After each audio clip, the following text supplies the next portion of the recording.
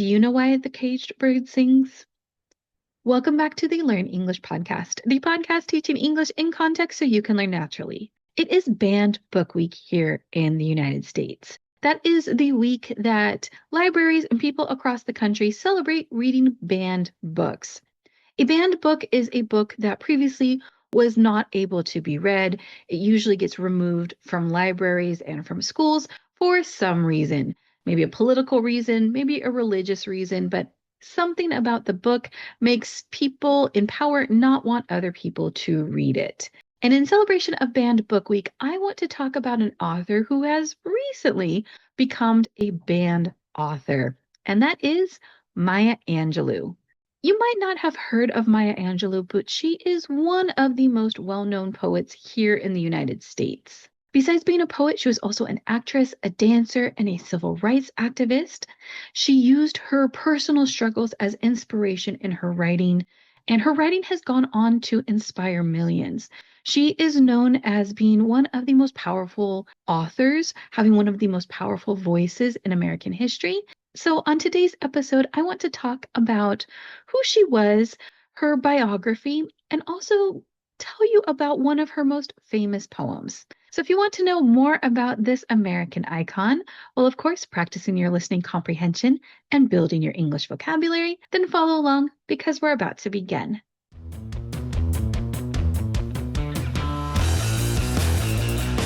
Before we get started, I want to remind you to look at the description of this podcast episode. There you will find the vocabulary list, which is the list of words and phrases that I used in the episode. That way you can study them and build your English vocabulary.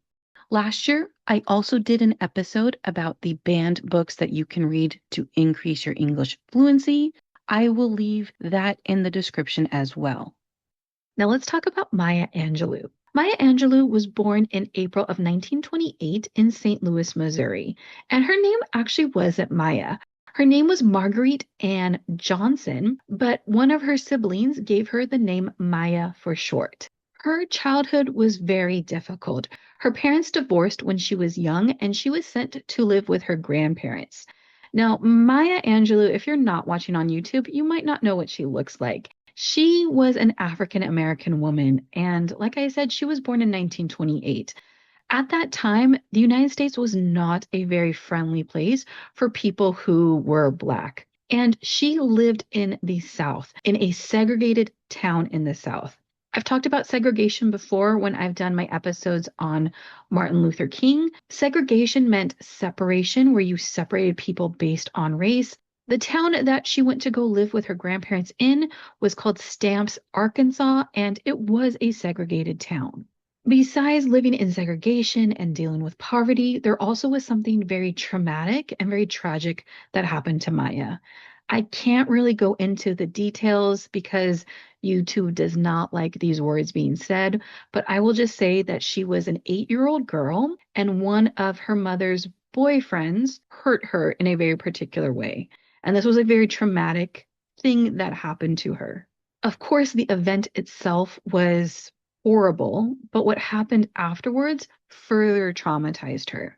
She told people what this man had done to her, and a few days later, the man was killed. Maya blamed herself for this man's death, and she actually stopped speaking for 5 years. She blamed herself for this man's death, and because he died after she spoke out, which means after she told someone what happened, she equated her speaking with the blame about what happened. Maya Angelou gave an interview to Oprah Winfrey in 1993. I'm going to play a clip of that here so you can hear what she sounded like and also hear her talk about this time period of her life when she stopped speaking.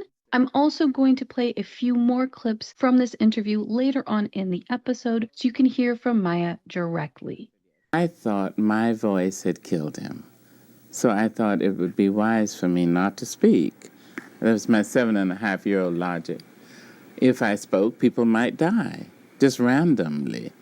Even though she was not speaking, her mind was still very active. And during this time, she realized how much she liked reading.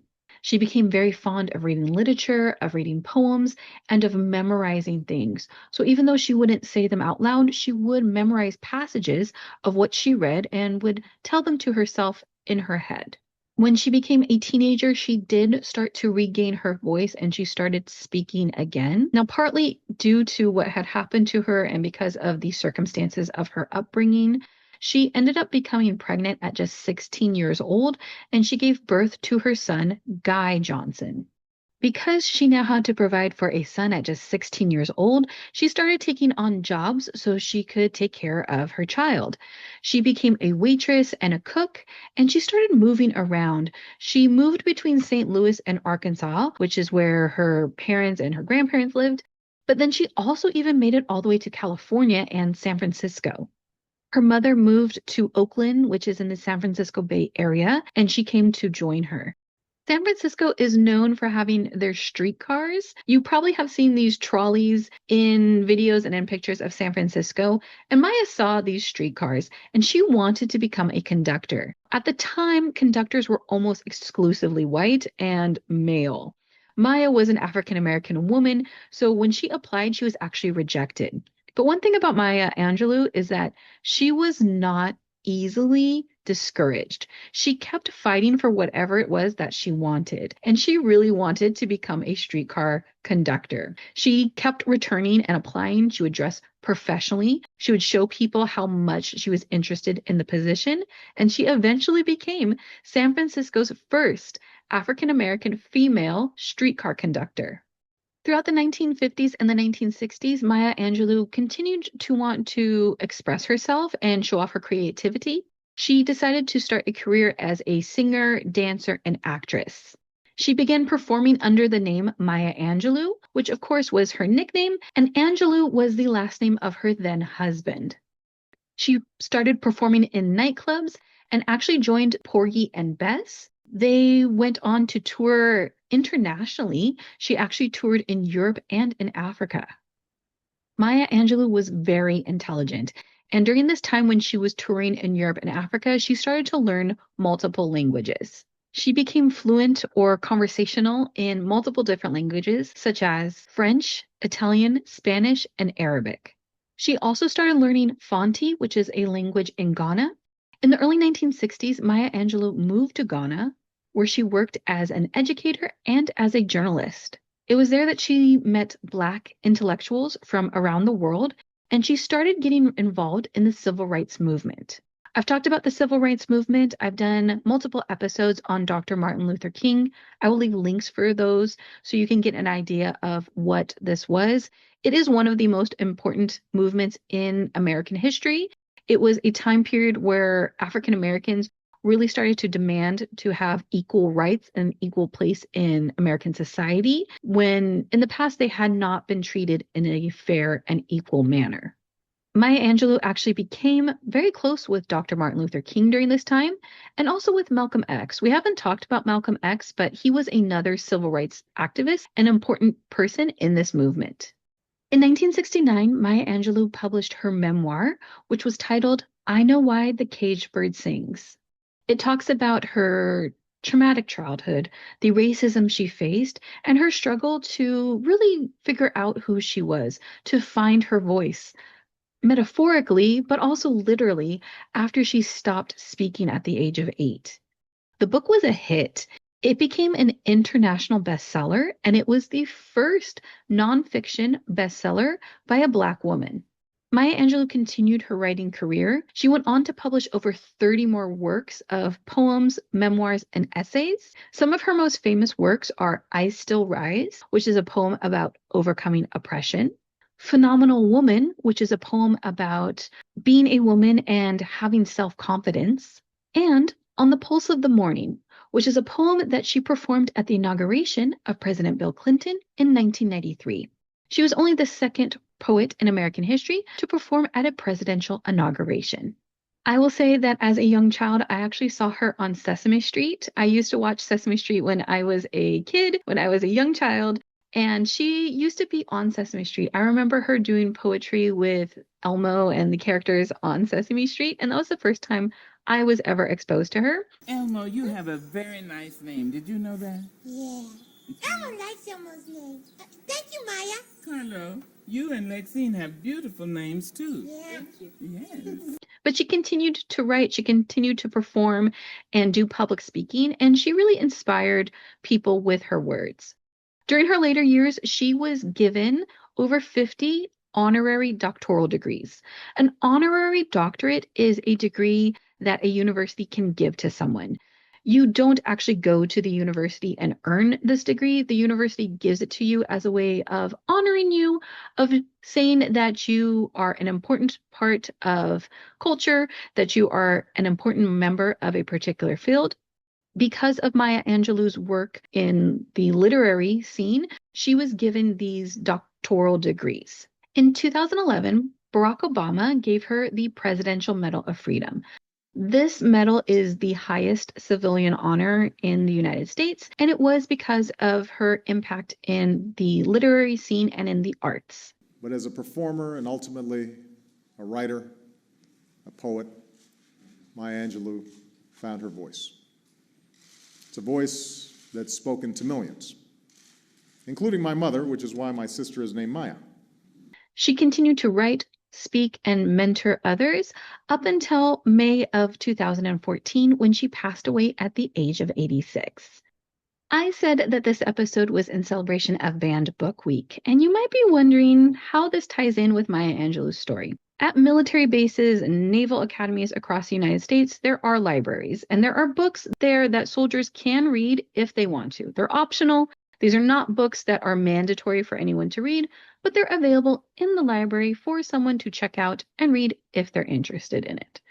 Recently, there was a list of books that came out that were banned at a U.S. Naval Academy. There were over 300 books on this list, and almost all of them had to do with talking about minorities, especially African Americans, and their struggle and their history here in the United States. One of the books on that list that was banned and removed from the library was I Know Why the Caged Bird Sings, Maya Angelou's most famous work. This made a lot of headlines because, like I said, this was a best-selling book. It's a very well-known book here in the United States. And it also made news for another reason. That was because some books were not banned and are still available in that naval library. One of the books that was not banned and that you can still check out there is Mein Kampf. That book was written by Adolf Hitler. And within the past month, Alberta, Canada did a book ban in their school libraries, which also removed I Know Why the Caged Bird Sings. Therefore, to help celebrate Banned Book Week, I wanted to end this episode by reading the poem Caged Bird. This is one of the poems that Maya uses in her book, and it's an analogy for herself. A caged bird is a bird that is a pet, a bird that is in some type of cage, so it cannot fly freely about. And this is how she viewed herself when she was younger, when she was growing up in the environment she was in. And you'll hear that throughout the poem, how this is an analogy for her own circumstances and what she was dealing with. If you're watching on YouTube, I'm going to put the text up on the screen. If you're listening to the podcast, I will leave a link so you can find this text and you can read along. I'm going to read the paragraphs, and I'm also going to mention some of the vocabulary in it so you can better understand the poem. I also want to say that this is going to be at a very high level of English. This is a poem that was written by a native English speaker for other English speakers. It talks in a very metaphorical way. Just know that I am going to explain the vocabulary, but it is going to be a little bit advanced. However, that also means that it is a great way to increase your vocabulary and understand difficult English content. The poem starts, a free bird leaps on the back of the wind and floats downstream till the current ends, and dips his wings in the orange sun rays and dares to claim the sky. So in that first paragraph, in the first line where it says a free bird leaps, you might not know the word leaps. That is another word for jumps. And it usually is a little bit happier. Usually when you use leap, when something is leaping, it's in a joyful way. So her analogy here, she's talking about a free bird, a bird that is not in a cage, and how it has this joy, how it's able to leap, metaphorically, in the sky. It's also able to claim the sky as its own because it's its territory. It's able to go freely throughout the sky wherever it wants. The second paragraph is, but a bird that stalks down his narrow cage can seldom see through his bars of rage. His wings are clipped and his feet are tied, so he opens his throat to sing. A word that I want to point out in this paragraph is the word stalks. Stalks can mean that someone is walking back and forth, usually because they're angry or frustrated. It's also something that animals do when they are going after their prey. We say that they stalk their prey. It's not usually a positive thing when you hear the word stalk. And that's related to this term narrow cage. Narrow cage means that this caged bird is in a very small cage, so they don't have a lot of free space. And then there's seldom. Seldom means almost never, hardly ever occurs. It's a fancier way of saying that. So if you hear someone say that something seldom happens, it means it almost never happens. Therefore, seldom see through means that the bird can hardly ever see the outside of its cage. And then there's bars of rage. Rage is more than just being mad. It is to be extremely angry, usually dangerously angry. The cage is representing the extreme anger that Maya felt, especially early on in her life. Also, the word clipped. Wings are clipped. This happens a lot when people have birds. I know that one of my neighbors has chickens and they clip the chicken's wings so the chickens can't fly over the fence. So when a wing of a bird is clipped, they're not able to fly like they normally would. So if the bird has wings that are clipped and feet that are tied, it's not able to move. But the last line of the paragraph says that the bird opens his throat to sing. That means it has no other thing to do. It can't fly, it can't walk, so the only thing left that it has that's an option for it is to sing. And here is Maya herself talking about the caged bird and why it has to sing. The caged bird sings because it must. It must or die. Maybe it must and die. I don't know, but it must sing. The third paragraph of the poem says, the caged bird sings with a fearful trill of things unknown but longed for still, and his tune is heard on the distant hill, for the caged bird sings of freedom. A word that you might not know here is trill. Trill is a musical term. It is when you go rapidly in between two notes that are right next to each other on the musical scale. So this is a way of saying that the bird is singing. Also, this phrase longed for is another way of saying yearning or that you're desiring something or wanting something.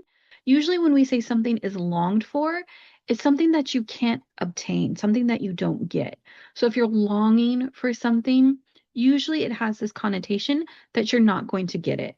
And in this case, when she's talking about the caged bird, she's saying that the caged bird longs for freedom. The caged bird wants to be free. It wants to go around in the sky, but it's not able to do that. And you can see how that's a metaphor for herself because she wanted to be free. She wanted to be out of her circumstances and felt like she couldn't. The next paragraph says, the free bird thinks of another breeze, and the trade winds soft through the sighing trees, and the fat worms waiting on a dawn-bright lawn, and he names the sky his own. The word here I want to point out is sighing. Sighing is when you exhale air and you make a sound. For example, that's a sigh. When you breathe out heavily with a sound to it. So the sighing trees kind of gives you this image that the sound is coming from the trees, probably from the wind that's going through the trees. This paragraph is saying that a free bird really only has good things to think about. The breeze, which is a nice way of saying a very light wind. The sighing trees, a worm to eat, having the entire sky to fly in. It's living a happier life because it is a free bird. And the poem ends, but a caged bird stands on the grave of dreams. His shadow shouts on a nightmare scream. His wings are clipped and his feet are tied, so he opens his throat to sing. The caged bird sings with a fearful trill of things unknown but longed for still, and his tune is heard on the distant hill, for the caged bird sings of freedom. The caged bird sings with a fearful trill. Its song is heard on the distant hill, for the caged bird sings of freedom. Freedom. Freedom, let me out of here. Let me out of here. And so there's something universal about that song, since all of us are caged in some way or another. And so people can hear it and say, oh, yes, oh, Lord, let that bird out. At least I feel for the bird. I love that poem. It is so beautiful, and it is so powerful when you know the history of the author who wrote it. I hope you enjoyed this episode. I hope you learned a little bit about Maya Angelou and why she is a famous poet and literary author here in the United States. If you enjoyed that poem, if you liked learning about her, I would recommend checking out her other famous poems because they are all very, very good. If you want more episodes like this in the future, please leave a comment and let me know. There's a lot of authors, there's a lot of poets. We can do more episodes where I read a poem and talk about some of the vocabulary in it. So if you enjoyed this, please leave a comment and tell me about it. If the podcast is helping you learn English, if you're enjoying it, please consider leaving us a rating on whatever app you use to listen to this podcast on. You can also tell a friend, tell a family member, tell someone who is learning English so we can continue to grow our audience. You can find us on social media at Learn English Pod. The website is learnenglishpod.com. And remember to like and subscribe so you don't miss our next episode when it comes out next week. Until then, keep learning English.